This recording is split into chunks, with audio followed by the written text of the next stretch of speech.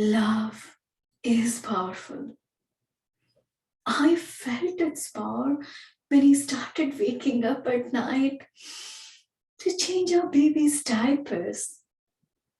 I felt its power more when he stopped doing so.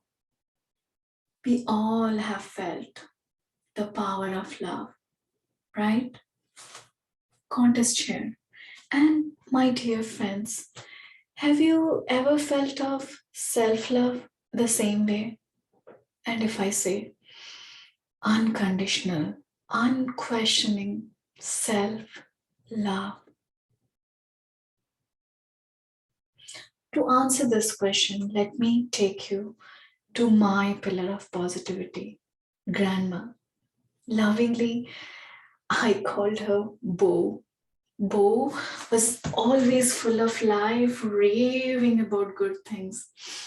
I grew up captivated to her tales as a child. She was mischievous, yet grand.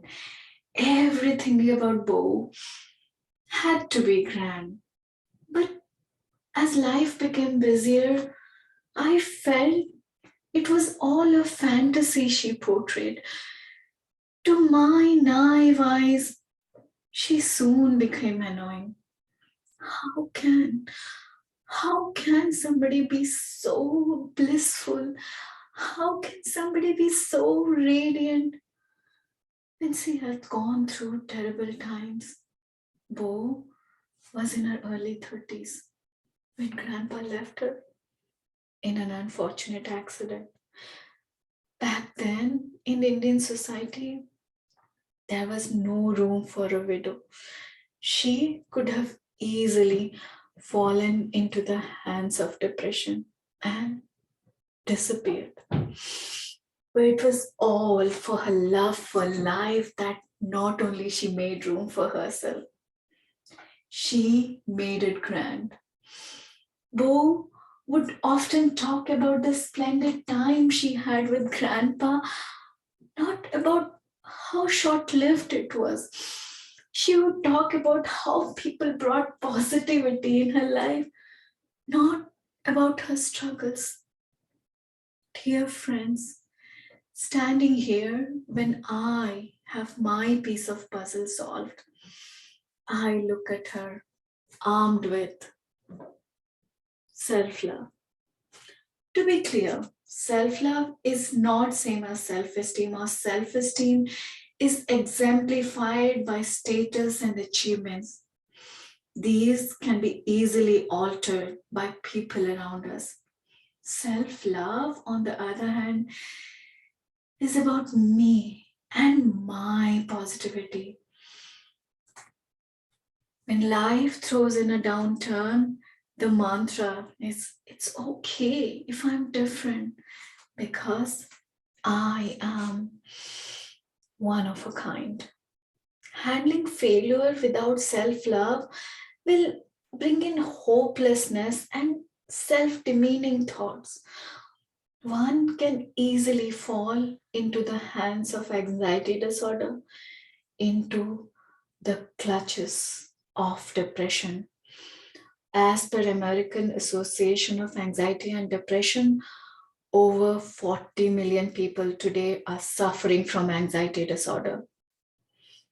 Over 40 million. That is 5 times the population of our own state of Indiana.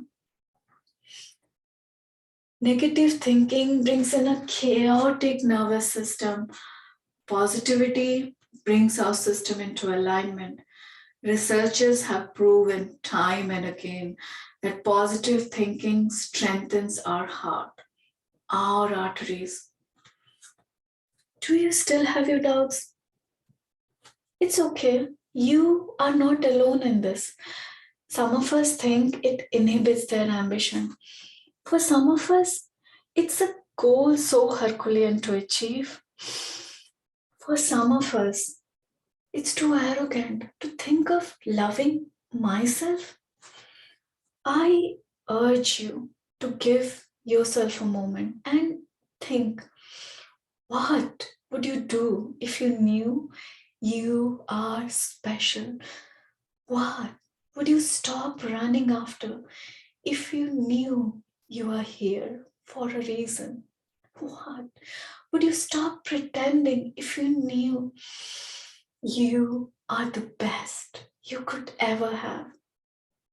Together in this, we can bring in a pandemic of self-love. Do you wonder how did Bo flare in her positivity? Bo didn't have to bother about glasses to read newspaper. She didn't ask for expensive clothing or jewelry to make it grand. Her confident smile was enough.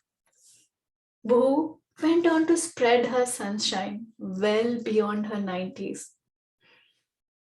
She even planned her own funeral on her deathbed. That was a life to be celebrated. For you to love the world around, you have to love yourself first.